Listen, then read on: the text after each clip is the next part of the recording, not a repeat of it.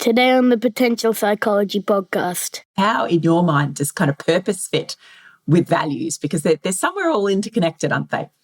Yes, I think kind of purpose is something a bit greater and broader and that kind of underpins all of this conversation, isn't it? Yeah, well, if you're thinking about your purpose perhaps being a bit of your why, then perhaps values sit somewhere in that, helping to delineate what the what is or the how. I'm a big on the how with values. Yeah. And I kind of talk about the idea, and we see this in sport. If we've been really raw about it, people have done some awful things to get the outcome that they want that I don't think would feel very satisfying along the way. So, we obviously had a lot of, drug cheats and all the kind of issues over sport. There's been a lot of controversies over the years. So I think the how is really important. So it's not just the winning kind of component, it's how you want to represent yourself and who you want to be in it. Welcome to the Potential Psychology Podcast. I'm your host, psychologist Ellen Jackson, and this is the show in which we explore what it is to be human and how we as humans can fulfill our potential. My guest today is Michael Inglis. Michael is a sport and performance psychologist, and I'm going to ask him all about what that means in a moment. He's worked in the mental health field since 1999, but focused on sports and performance since co-founding The Mind Room in 2012. And of course, his co-founder, Dr. Joe Mitchell, is a friend of the Potential Psychology Podcast. Michael believes in a holistic approach to performance and that the well-being of athletes off the field is just as important as their performance on it. Some of the sports Michael's worked with include AFL, rugby union and football, by which I'm guessing we might call soccer. Yeah. And cycling, swimming and track running. He's currently lead psychologist for the Professional Footballers Association and works with the Tasmanian women's cricket team. He's the father to 3 boys and remains active himself leading the Mind Room mixed netball team. And Michael, mixed netball is the only competitive sport I have ever played in my life. So that's possibly, other than being a psychologist, the only other thing we might have in common. We'll have to get you in the team one day. It's been a very long time since I had a netball court.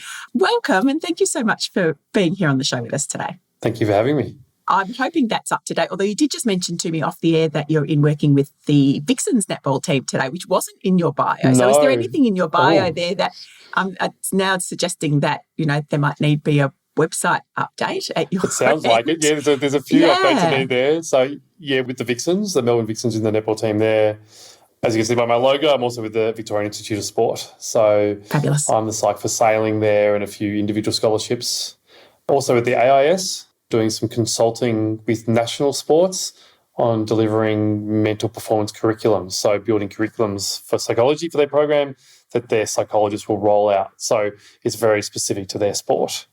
And a couple of other contracts that the Mind Room picked up that I'm involved in is the Western Bulldogs AFLW team and the Southeast Melbourne Phoenix basketball team as well.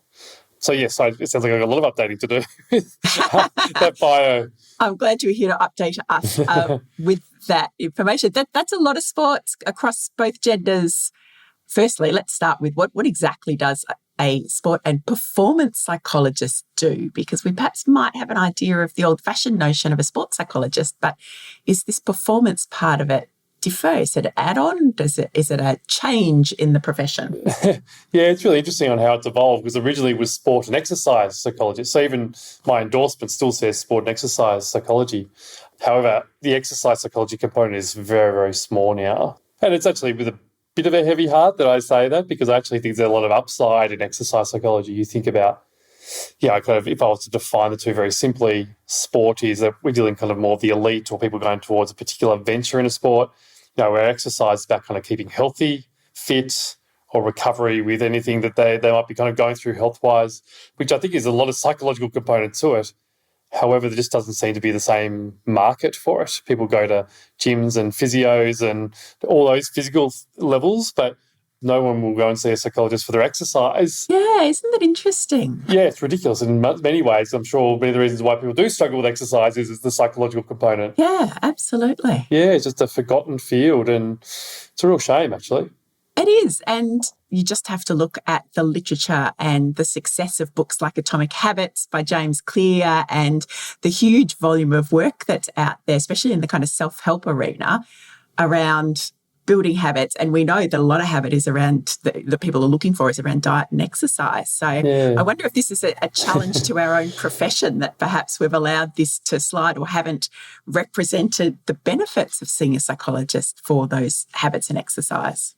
Yeah, I think so. I think so. I mean, I like the theory of it. I mean, it's hard for me to, as you could probably hear, I'm fairly busy, so it's hard for me to go to a whole new area and venture. Yeah, it wasn't a personal challenge I was laying down for you there, Michael. I like the idea of someone doing challenge. it, of someone reinvigorating it again. Yeah. So yeah, it's kind of been replaced by performance because the performance domain is bigger than just sport. Yeah. It's art and ballet, and it's quite interesting now how wide it goes. Circus performers. Now, like we're really looking at even in the corporate world, people want to know about performance-based skills that they can take into any part of life that they might be in. So it's really broadened, hence the performance piece that seems to have a lot more uptake now than the exercise component. So you're more likely to hear that in the introduction. In my mind, that certainly for me, and I'm wondering if it's the same for our audience as they listen in today, that performance, even just that label, seems a little at one end of a spectrum. So, we talk about elite performance, and even when we're talking about, say, the corporate world, my guess is that the majority of people who would think I might need to see a performance psychologist, they're not the average everyday. They're perhaps your CEOs and C-suite professionals. And with no, I mean, yes, I mean, they can be included, but no, I think it's unhelpful to kind of talk about this as it's an elite term to talk about performance. Okay. It's not at all. Like, you are performing right now as a host of this podcast. So, there's a level of performance with that in terms of how you manage that and so on and so forth. So I think in the other kind of example I like to use is any form of public speaking or presentation work that you would need to do is a performance. There's a way of you engaging, sharing information, being able to answer questions, be able to keep your composure, all those type of things. Like, performance is fairly broad, and it's up to the individual in terms of how important it is for them and what they want to learn from that and so on and so forth. But there is scope there, and we do get people inquiring about it for sure. Yeah. So what are some of the skills then in the performance end? You talked about what that performance might look like, but what are some of the things that you might take a client through if they've come to you to work on their performance in one of these non-sporting domains, perhaps? Yeah, it's kind of interesting. Like, I think when I went through my uni days, there's a lot of very much CBT-based skills, around self-regulation, to self-talk and relaxation techniques and visualization imagery. And I think they all still have place in terms of some particularly on what the performance is. And I think that's the other part we do is you've got to jump into their world and understand their context of what performance is, because I think matching what their performance domain is versus the skills required is an important kind of part of the assessment and formulation, if you like. But I try and describe performance now, and kind of sports psychology quite simply, really, is being able to focus on the most important thing on the most important time. Yeah, okay. Makes sense. Because really, I'm really into the kind of the attentional focus kind of component. Because what I actually find is most of the time, the things that disrupt that are typically ourselves. A lot of the barriers, the internal state barriers are generally particular. We just let things get in the way. In its simple form. So trying to unpack that a little bit and just see the very simplistic, what is it you are aiming to do and what do you want to put your attention towards, and executing and allowing yourself to execute is simply what we want to get out of it as a starting point, and then we kind of can build on it from there. And so if you are, and I alluded to this in the intro, this piece around wellbeing as well. So if we've got a kind of a concept of particularly around that performance moment, so, you're standing there ready to start whatever it is you're about to start, and what skills you need, what capabilities, what understanding you have of what those blockers might be and how to handle all of that in that moment. What about the rest of life? Because I guess for anybody performing, even your elite athlete, that's still only a portion of their time on any given day, week, month, year. And I think this is the really dynamic part about sports psychology. I think, unfortunately, I think there's this perception sometimes all we do is work in performance. Actually, no, we're still psychologists as well. You'll have different approaches, of course, but when you kind of introduce the holistic approach is person first, and then the performance comes from that person. But it's a constant dynamic, isn't it, around their performance will impact their mental health, and their mental health will impact their performance. There's an ongoing dynamic in between the two parts. So yes, of course, we're trying to understand them, what they're like away from performance. There's not always a direct correlation, but a lot of the time there is. But also kind of impacting about how much they invest in their performance that doesn't overwhelm their identity as well. So you've got to constantly look between the balance of the two. And I think that's one of the most challenging and dynamic parts of the work we do. And I'm sure you're seeing this in terms of your kind of coaching area where people go, I just want you to coach me to do such and such or perform better is generally, performance enhancement work. Better. What is better? Exactly. But suddenly you realise there's a whole lot of, kind of personal components or underpinning anxiety or whatever that might be kind of impacting this that you need to actually take them to understand a little bit better before you kind of go into that kind of more performance enhancement work. So I think there's a comparison with coaching, and I think that often happens. And, I'm just kind of thinking of someone in particular right now. Obviously, I've got to be careful what I say, but, Of course. Who really wants to do some kind of, they talk about mindset work. Like mindset's another kind of buzzword that people come with. Yeah, very popular. Ash Barty's mindset coach. Yep. Yes. That's just what you hear on the radio. But all of a sudden there's all these kind of real difficult components about a relationship with the next coach that really had not been resolved for her. Okay. So it's really, and I don't think she even knew that coming in. And then all of a sudden we've had to find some closure in that to be able to then launch into her kind of mindset work. So, I think it's a fairly dynamic process like that. It's interesting. I often talk about, I do a lot of work in workplaces and often talk about the fact that we don't exist in vacuums. It's not like we become this other person when we arrive at work that, can completely disconnect from the person that we are at home, or indeed, should we do that? Perhaps that might have been the approach we took once upon a time, that you don't blend your professional with your personal, but you can't detach a person and all those thoughts, feelings, experiences, good, bad or otherwise, in the rest of life once we step through the door. And so I'm guessing it might be a similar sort of thing. And it's really interesting, like for some performers or athletes, they're quite happy. They go, no, they teach me how to park that, Yeah, okay. Yeah. And some are really good at that. And then some are like, no, teach me how to manage this better so I can then focus on this. So we probably could hear from that answer, there's not a right or wrong. You're really going to go walk through and work with that client to understand what is most helpful or useful for them. What are they most willing to do? Well, like all psychology, isn't it, that you're dealing with the person who's there with you, or the group or the system or whatever it might be. It'd be lovely if there was just a kind of a checklist process, or here's the 12 steps, and suddenly you come out the other end transformed in the way that you want to be transformed.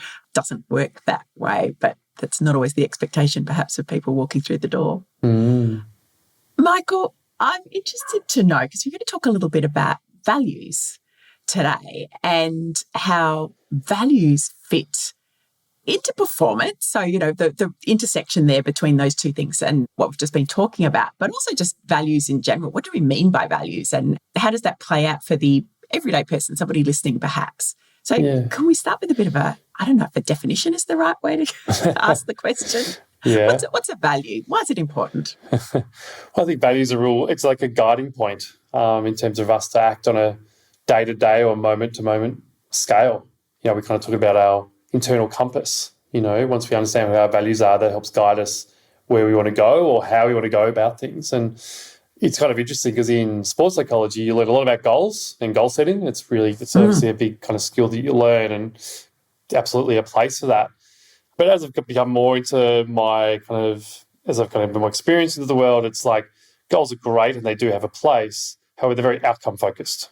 What I really like about values in the performance domain particularly is it allows us to keep our focus on the process. So how are we going to go about things in terms of what are we going to achieve? Because we already know in psychology terms, in performance, that the more we can put our attention to the present moment, the more likely we are to execute as best we can. Where our attention is either the future, such as outcome, or past, kind of past performance, whatever, they can kind of distract from that. So yes, there's times to be able to look at what we want to do in the future. Actually, in the moment, we want to be in the present, and values can help ground us in that. So that's what I really like about values. I call them kind of performance values, if you need to distinguish between human values of performance and actually having an understanding about, who you want to be and how you want to approach it.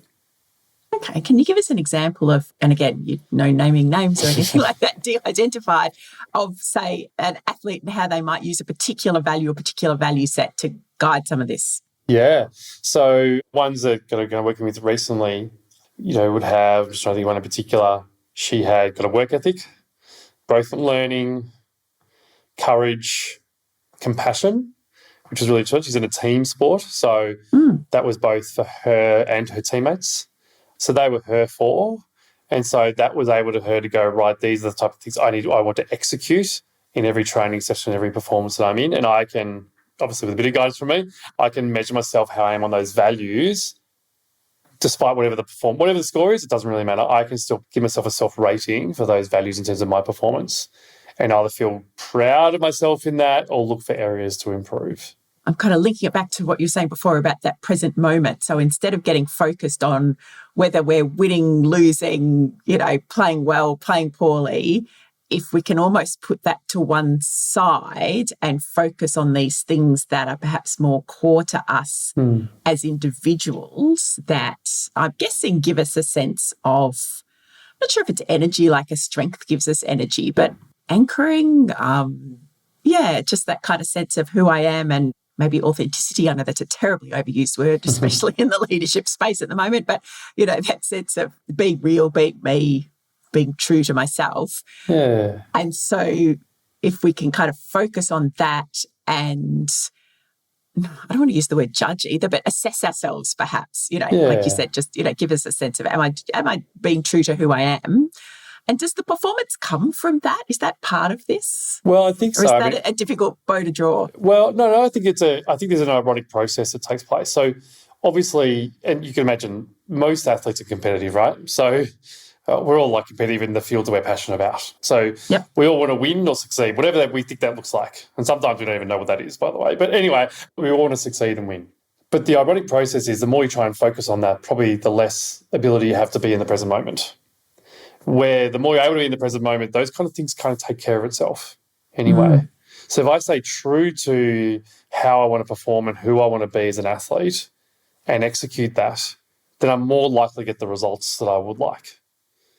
But it's the discipline, if you like, on remaining focused on that and not pulling yourself out. That's where the real discipline is. And the practice, because it just takes a while to click that over and understand how that works and functions. And has that been a big shift in the sports and performance field? Because I know certainly in workplaces, in the coaching field that I work in probably lots of other, certainly I'm thinking about positive psychology and the happiness type work, we have this understanding that the more true to ourselves we can be, the more in the moment we can be, the more we can, enjoy and appreciate what's around us. Then yet there's this same process that the experiences flow from that, the happiness flows from that, the performance in a workplace setting flows from that.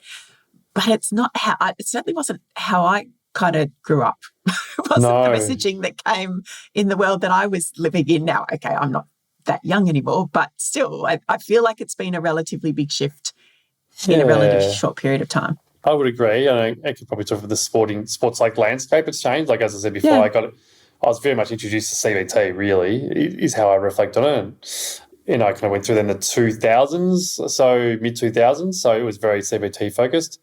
I actually not even talked or even mentioned, I don't think, once in my masters. Where now I've got a team of sports psychologists that work in the mind room with me.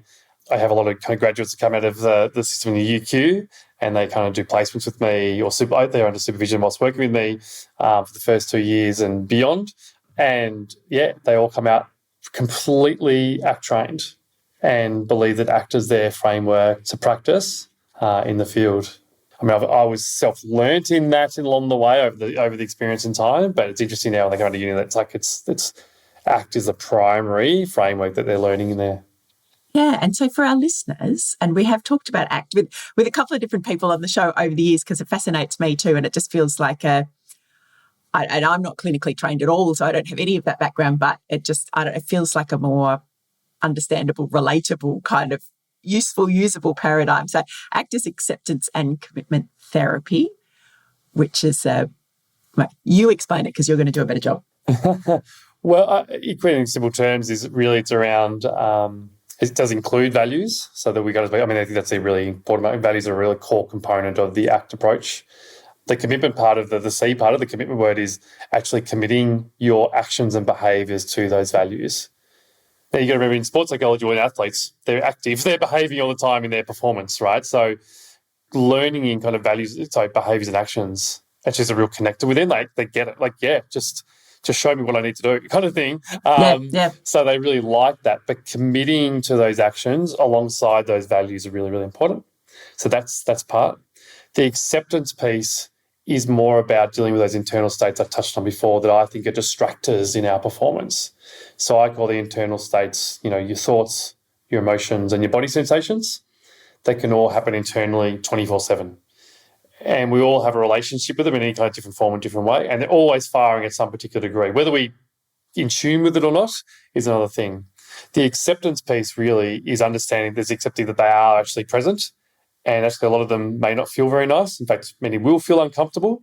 It doesn't mean you can't still perform well from a sports psychology viewpoint with ACT. So the acceptance and the commitment really come alongside those two things. Obviously, there's other parts such as a skill of mindfulness and the skill of diffusion and all those type of things. But yeah, trying to drawing out those two components of acceptance and commitment helps us deal with connecting with our values and tolerating or accepting those uncomfortable internal states. And it's so interesting because I've practiced yoga for 20 years or so, and there are so many parallels when you hear about the philosophies that sit behind yoga, which are thousands and thousands of years old, and ACT and sitting with discomfort, knowing that, this doesn't last forever, and how to kind of manage those physical sensations, but also the thoughts, that are happening at the time where, you might be in a pose and you just go, my God, this is so uncomfortable. I hate this. This is awful. I can't do this. And it's about calming all of that along with, your breath work that you do to then manage the physical element. And I'll actually sometimes I've got a group program where I introduce this work to them. And some of the first things I do is actually find a yoga pose because it's always just uncomfortable, right? When you particularly feel like me and not very good at it. So you're always uncomfortable, right? So I actually sometimes introduce it that way to get into that pose, and they're all like groaning and squinting and I go, you have to hold it and tolerate and accept it and just have that, just trying to teach the message and relationship that they're having with that at that point in time as a bit of the transferability to when they perform. That there's going to be discomfort, things that they don't want or don't like, but they're going to have to manage to be able to focus on what's most important.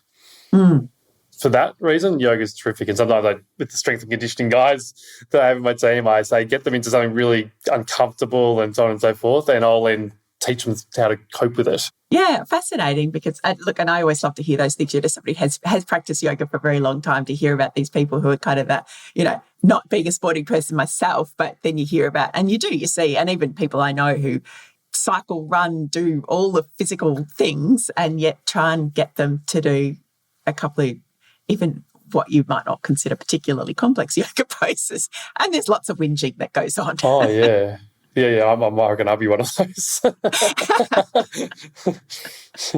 So interesting. So in terms of our listeners, say, trying to understand, because I think we've all got a sense, and I know because I've done this with values work that I've done in workplaces too, what are the things that you value? Oh, family. It's almost like there's a kind of set of socially desirable values that you're supposed to have that everyone defaults to. But what is the breadth of values? What are some of the more less expected values that, people identify? Oh, that's a really good question. That's a good question, isn't it? Yeah.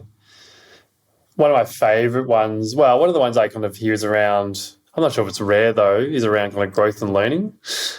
I think one of the more unusual ones sometimes I hear with athletes is probably love. Yeah, okay. Sometimes, like in my values work, depending on the person in front of me, they'll actually have two sets of values. So they'll have their everyday kind of values and their performance values, because I think there's almost two separate identities. And sometimes it depends on what the performance is. So, for example, boxing or martial arts, they would say, well, my values there don't match on who I am outside of the dojo or whatever it might be. So it depends on the performance a lot of the time, but I give the opportunity to. But yeah, having the idea of love as a performance value is kind of, I think, rare, but has come up recently. And I think it was really about, don't forgetting about that we're all human in this and we're all trying our best, and having a bit more of a global view on the performance domain as opposed to me versus you, So there's that one.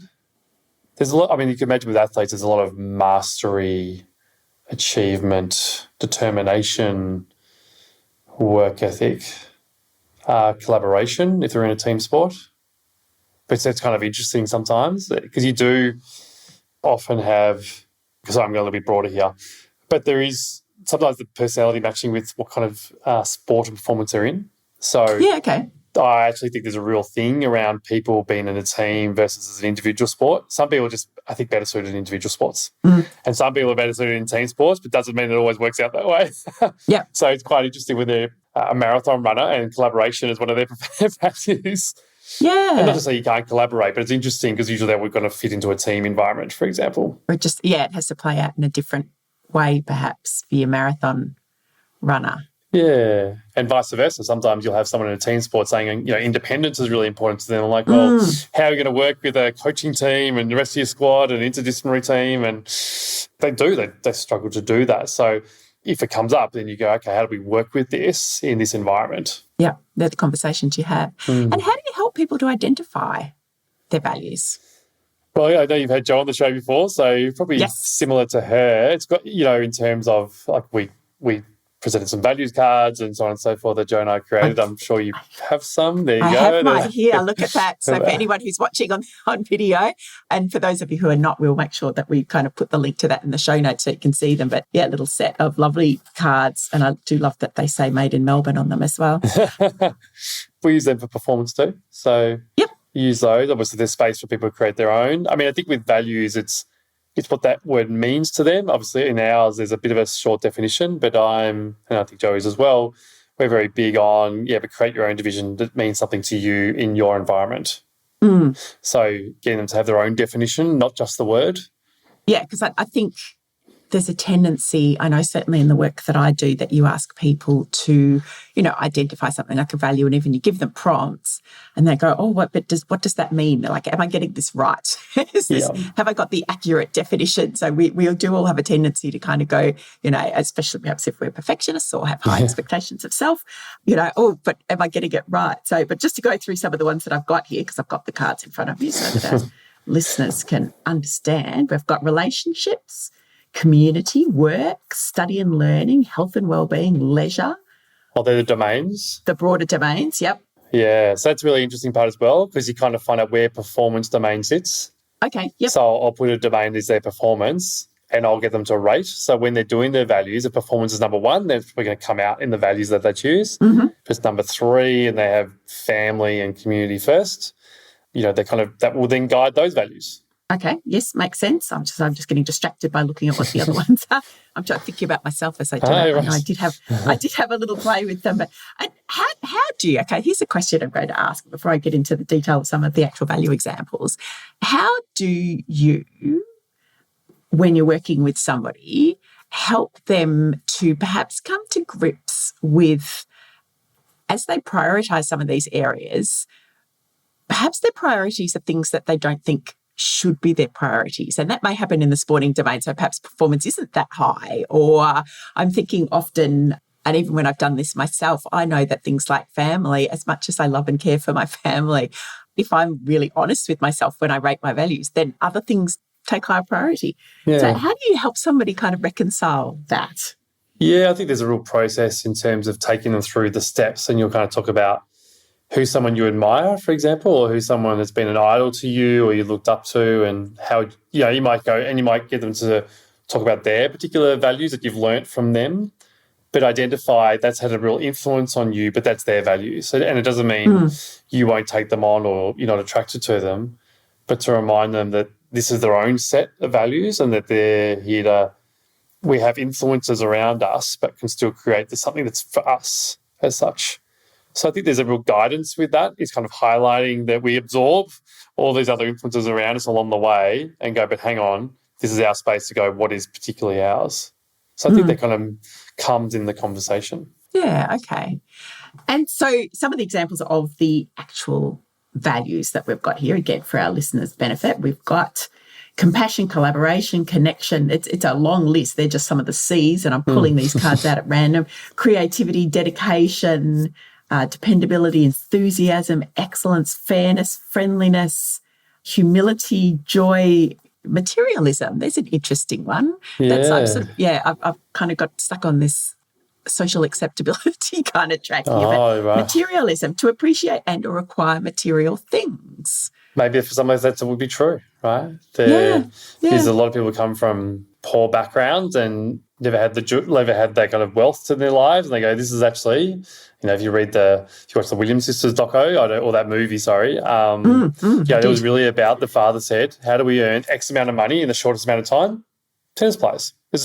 That's what led them there. So yeah, and which is really interesting. I think that preparedness to be really honest with ourselves and the influences that I've had, and to be okay with that, and not feel a sense of this isn't right, this isn't how the old shoulds that we talk about in psychology as being so unhelpful.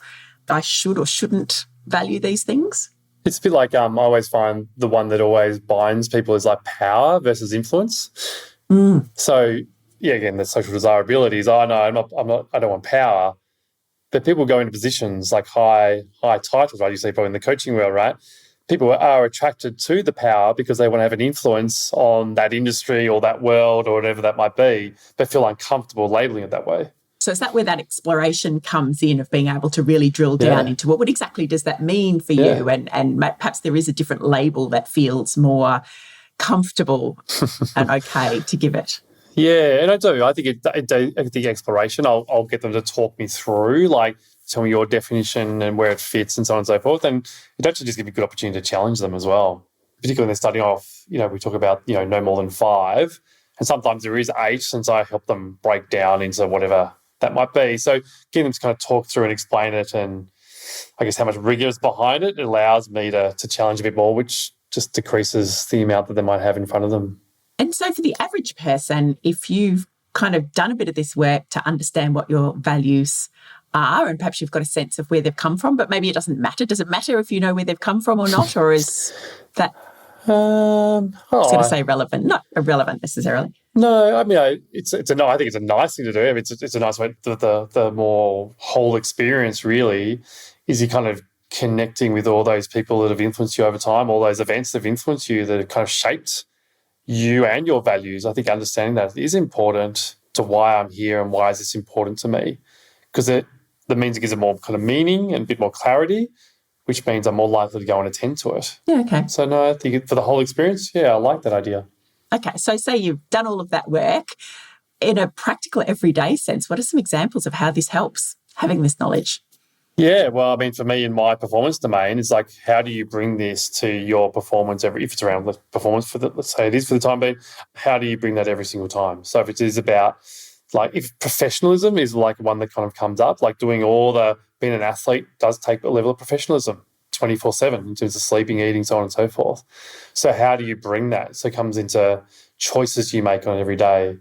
I think particularly in professional sports where they spend a lot of time in training environments, they can easily just kind of glide through the session. So it can bring a bit more meaning and purpose to the session in terms of, if it's around mastery, what skill am I mastering today? If it's around work ethic, do I bring my whole self and try my hardest in that session? So you're really attuning it to that. If it's around relationships, I ensure that I go and say hello to everyone and goodbye and ask them how they are and so on and so forth. I don't just kind of walk in and read my phone as I'm walking through the locker room. So there's some examples about how it can happen on day-to-day choices, both when you're outside the training environment, but also when you're inside the training environment and interacting with your team. Okay, so they're kind of like guardrails, I suppose. I'm sort of thinking these guardrails that we've got that then guide what we do and how we do it and why we do it in our everyday activities, to create a bit of explanation, and also perhaps to drive particular behaviours. So that example that you gave about, if belonging or connection is important, then, I do make a conscious effort to do that, because we can all slip into those bad habits, can't we? We can all slip into the habits of not doing the things that we kind of know are meaningful or important to us. What happens to us if we don't, if we're kind of not living according to these values? Yeah, well, the key kind of word to me for that example is like it brings intention to our day-to-day life, right? And I think that's what can happen in sport when you're doing it all the time. It can sometimes lack that. So it's kind of bringing intention to it. So what if we don't do it? Yeah, well, I think low satisfaction. I think we do get low output. we tend to drift.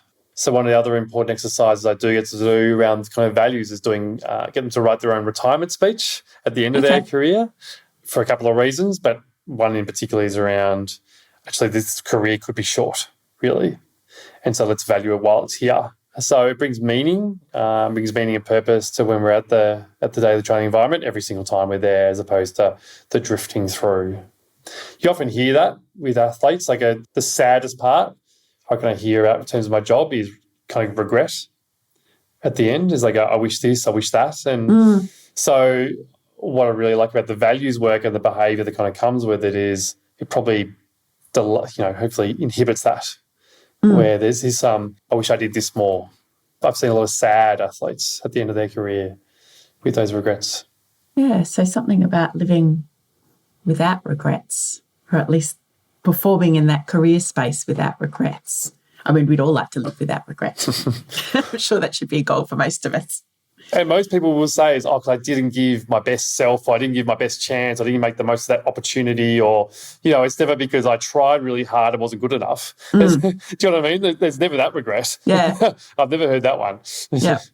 And so, I'm assuming that this is also important for your non-athletes and performers as well, that notion of living with a greater sense of satisfaction, perhaps not drifting. I think probably all of us at some stage in our life or career have felt a bit adrift and uncertain. Does this values work help there as well?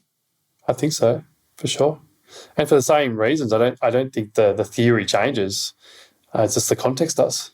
So for anybody listening who might be feeling a little that way, maybe this is an opportunity. And I hope that this is a really good, given that paradigm shift that we talked about just in the context of psychology earlier, that if we've got more psychologists kind of trained in some of these areas, then even starting to think about, you don't need to be experiencing what we would call a clinical level of distress if you're feeling a bit adrift, if you're feeling like, this value stuff work sounds really interesting and actually would really like to get a better handle on that.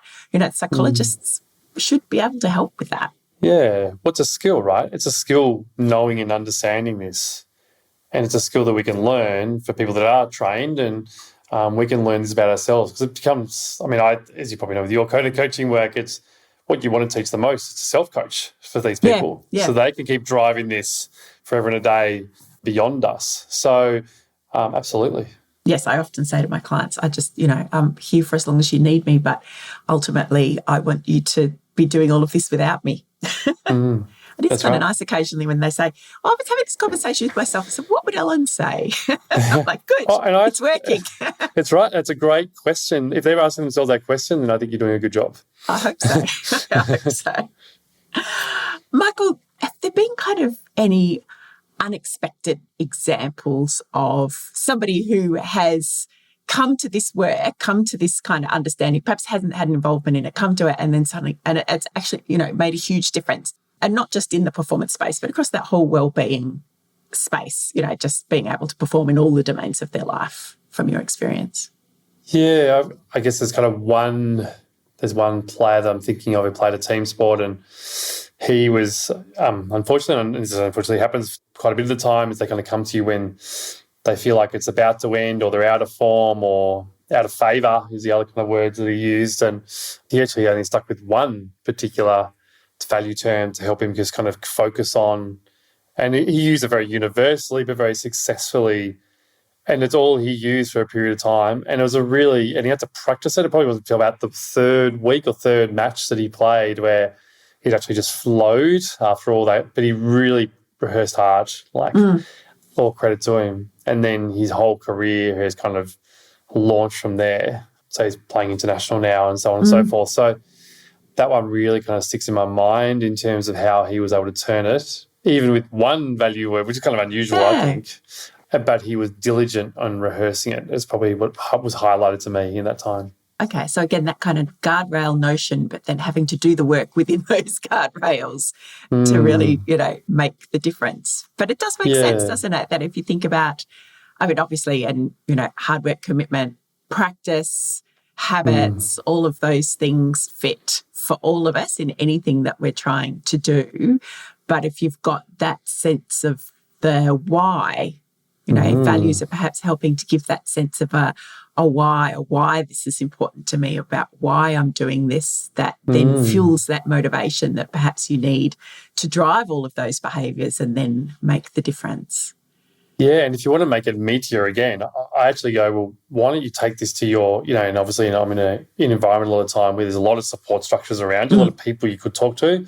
That interestingly doesn't always happen, but if you want to make it meatier, is you go, why don't you go to the coach? Like if it's around, like you said, the word hard work, tell me the actions and behaviours that come with hard work, then take it to your coach and get them to help guide you what they see as hard work and do a bit of a mirroring with that, and learn and be really, again, be courageous and vulnerable here to go, this is what I'm trying to understand about myself and get better, but go and seek some other supports around it too. Yeah, I love that, because there's an accountability element of that, I think, about even just saying these things out loud to somebody else. And if it is somebody who has your best interests at heart or wants to see your performance be enhanced or team success or whatever it might be. And again, I'm thinking about that in a workplace context, the more that you can share some of these inner workings with the support structures that sit around you, the more they're able to then do what's required to facilitate that as well. Interesting. And you mentioned before about this transition element, so transitioning to retirement, which obviously is a kind of a concept within elite sport that happens often much earlier in life and with a lot less life experience than it does for the average person having a career, and perhaps, although, career shifts happen all the time as well. Yeah. How do values fit with helping to make that transition? Because I'm assuming the values don't, even if you've got a specific set, perhaps a subset that is related strictly to your performance, it sits within a greater set of your values as a human being. Yeah. So again, it depends on how you approach the values. As I said, there can be different kind of approaches with athletes. But the one that kind of sticks out to me, the word that kind of highlights to me in all of this is identity. Like, who are we?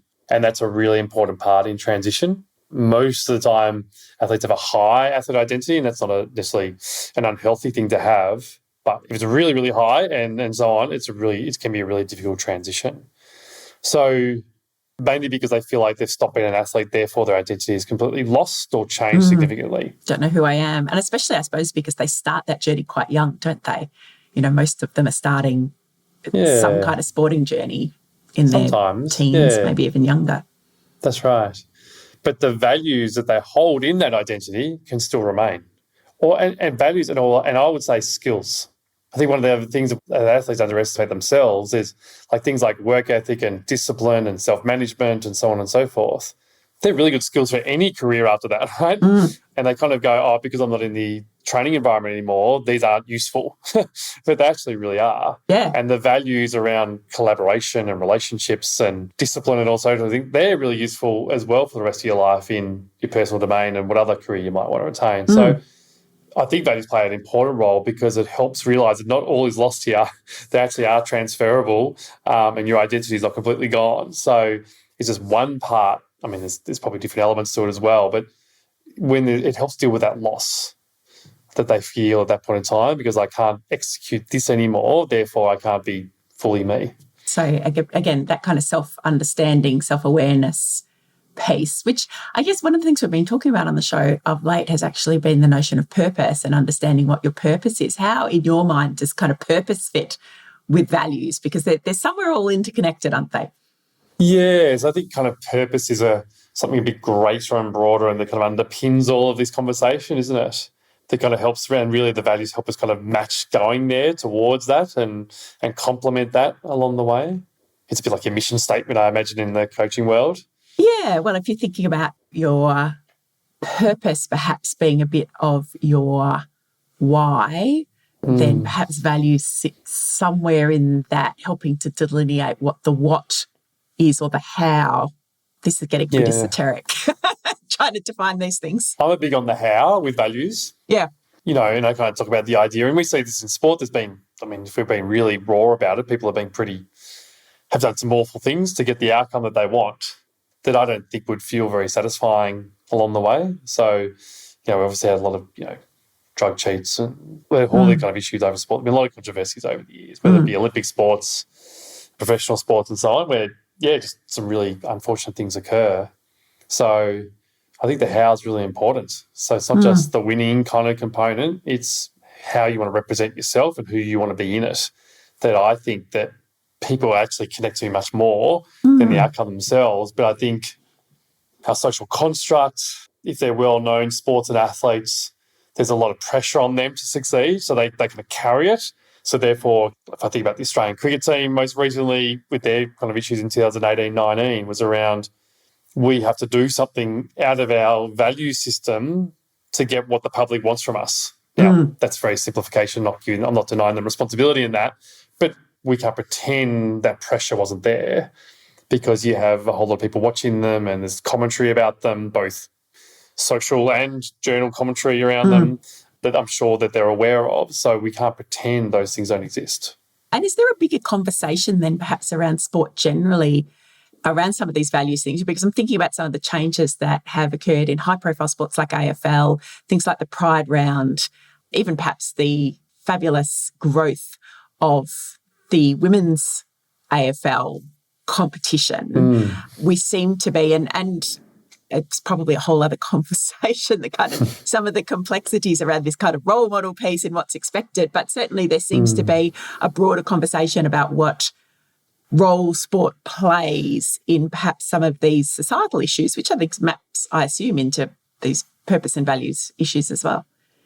Yeah, I feel like we've definitely become more socially aware, and I feel like that's definitely presented itself more in sport more than ever. I think, particularly, kind of into the women's game going and so on and so forth, because a lot of sports become more professional. I say this in a bit of a mixed way, so I don't know how it's going to sound, but because it's become more professional, the competitive, if I don't succeed, I won't get a contract or I won't get this amount of, I think there's more, when I think about the women's game, for example, and particularly AFLW, it's not nearly there, but it's like, well, we're all getting a contract. Like there's a whole lot of us that celebrate ourselves being part of this journey, as opposed to, well, if I don't get it, it might be you, so therefore I've got to have an edge over you. And do you know what I mean? Creates a different culture.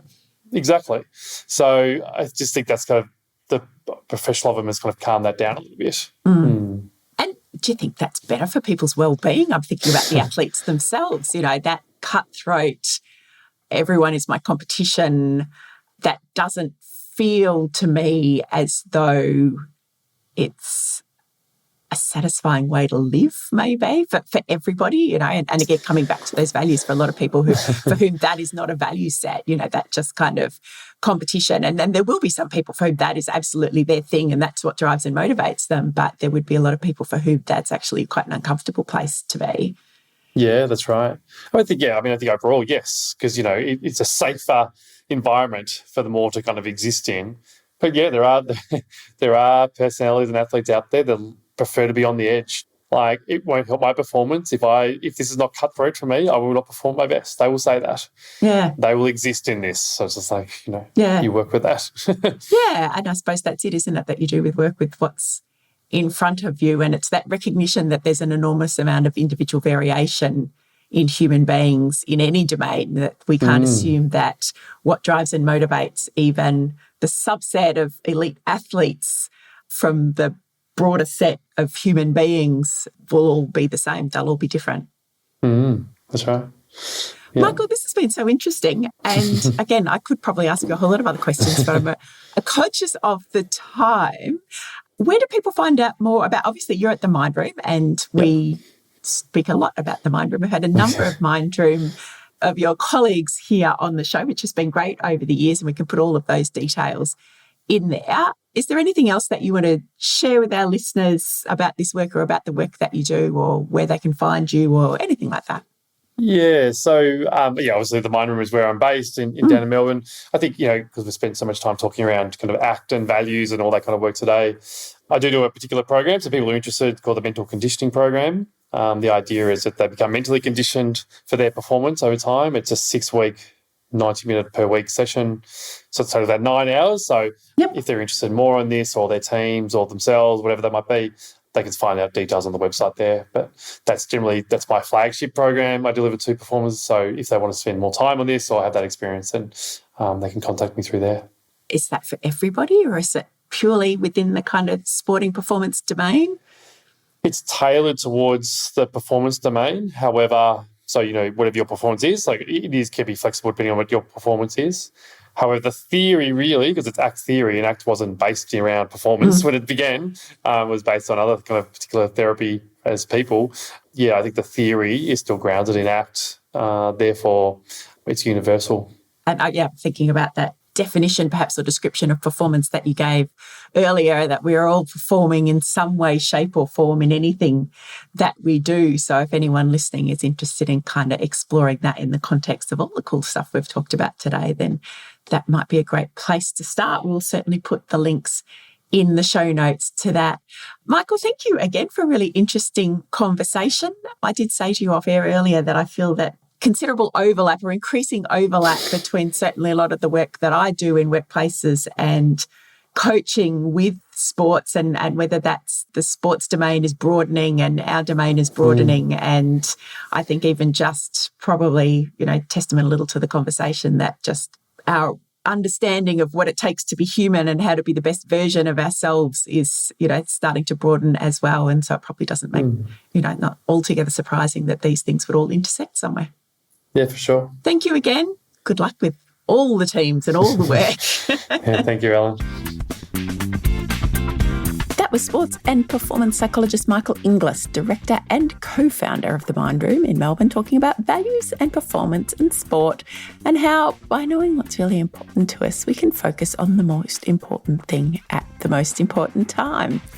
If you're intrigued to learn a little more about your values and how they might help you to understand what drives and motivates you, you can get your own values card deck from the Mind Room. They're a great starting point. And of course, if you need someone to talk them through with you, or you need further help to uncover what your values mean to you, talk to a psychologist. Great team at the Mind Room are there in Melbourne, but many of our psychologists now use what they call telehealth, which is a very 1990s term, but that's still what it's called. Basically means you can chat to a psychologist online. So if there's no one available in your immediate area, that's always an option.